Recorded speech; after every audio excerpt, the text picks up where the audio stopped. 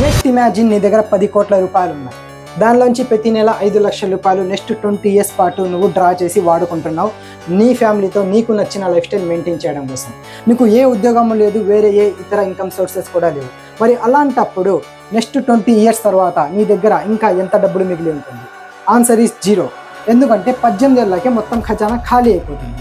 కానీ నెలకి 5 లక్షల రూపాయలు వాడిన తర్వాత కూడా 20 సంవత్సరాల తర్వాత నీ దగ్గర ఇంకా 50 కోట్ల రూపాయలు ఉంటాయి అని నేను చెప్తే నువ్వు నమ్ముతావా? ఖచ్చితంగా నమ్మవు.